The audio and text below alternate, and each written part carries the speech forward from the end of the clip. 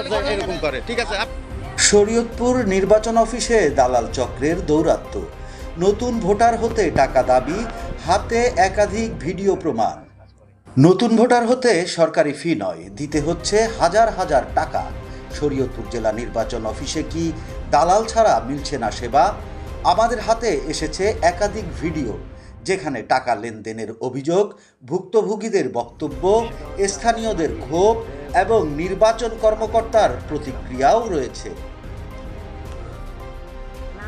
ভিডিওতে দেখা যায় ঢাকা জেলার এক নারী অভিযোগ করছেন, শরীয়তপুর নির্বাচন অফিসের দালাল চক্রের মাধ্যমে নতুন ভোটার হওয়ার জন্য তার কাছ থেকে নেওয়া হয়েছে 14,000 টাকা। তিনি বিস্তারিতভাবে পুরো ঘটনার বর্ণনা দেন। নাম কি? আব্বু বলতে পারে। কোর্টের ওখানে দোকান থাকলে সে মানে এই ধরনের কাজবাজ সে করে। ওটা কি কম্পিউটারের মাধ্যমেই হয়? এমনি মোটমাট খরচ হয়েছে কত তোর? মানে হ্যারে দিছো কত? হ্যারে দিছো 14,000। তা আমার থেকে না হয় আরো একটু বেশি লোক। বিষয়টা হচ্ছে, আমার এক নাতির ভোটের আবেদন করে এখানে আসছিলাম ফিঙ্গার দেওয়াইতে। তখন তারা বলতেছে কি যে এটা করবে, এটা তো মায়ের বয়স কম।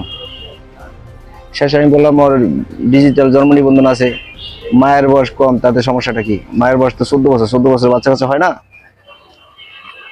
শেষে আবার বলতেছে তাহলে কোন কাগজপত্র লাগিয়ে দিয়েছে, বলতেছে কি যে তো আবার এটা সার্টিফিকেট লাগবে। আমি আবেদন করছি 4th শ্রেণী পাশের লেখাপড়া করে, আমি এটা সার্টিফিকেট দেবো কোথেকে? হ্যাঁ, শেষ আবার সাইডে থেকে বললো কি যে তাহলে কিছু টাকা দেন হয়ে যাবো। ওখানে এই কথা বলার পরে আমি এখান থেকে রাগ করে চলে গেলাম। পরে আমি ডিসি সাহেব মহোদয়ের কাছে লিখিত দরখাস্ত দিছি আমার নাতিরে দিয়া, যার ওই লোক আবার বলছে 3,000 টাকা দিলে হয়ে যাবে। পরে আমি শুধু একজন নন, স্থানীয় অনেক বাসিন্দাও একই ধরনের অভিযোগ তুলেছেন। তাদের দাবি, দালালের মাধ্যমে গেলে জটিল কাজও সহজ হয়ে যায়, কিন্তু সরাসরি অফিসে গেলে নানা অজুহাতে ঘুরতে হয় দিনের পর দিন। কেউ কেউ অভিযোগ করেন, নতুন ভোটার হওয়ার ক্ষেত্রেও টাকা চাওয়া হয়। আমি বলছি যে হ্যাঁ দিছি, আমি থাকতে ডিসি সাহেবের কাছে দরখাস্ত দেওয়া লাগে, ওইটা প্রত্যাহার করে আসেন, ভোট আমি করাই দেবো। এখন ওই ছেলের ভোটের দরকার।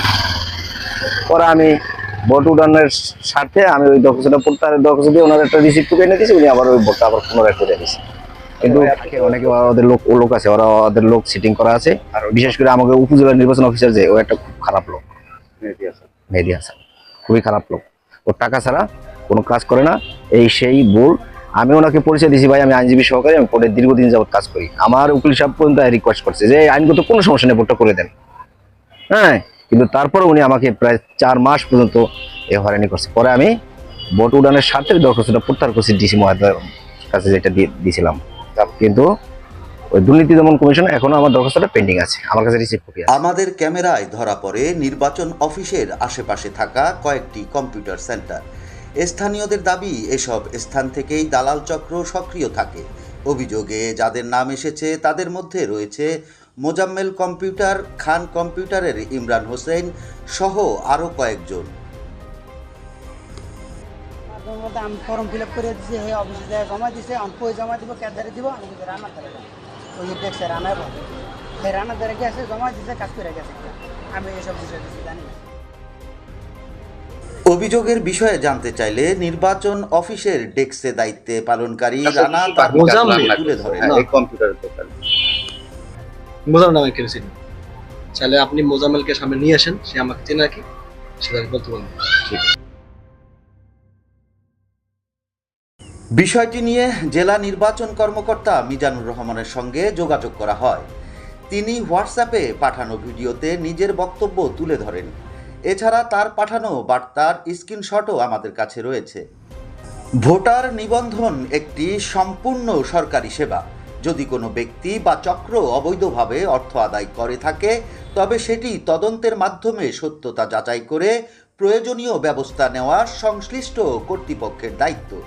অভিযোগের বিষয়ে তদন্ত হলে প্রকৃত ঘটনা বেরিয়ে আসবে বলে প্রত্যাশা। এদের সাথে লিঙ্ক আছে, এরা ফোনে কথাবার্তা বলে, এবং এই যে না এই ঘুষের টাকাটাও এদের মাধ্যমেই নেয়, আমি যতটুকু জানি। এ ধরনের আরও অনুসন্ধানী প্রতিবেদন পেতে আমাদের চ্যানেলটি সাবস্ক্রাইব করুন, ভিডিওটি শেয়ার করুন এবং আপনার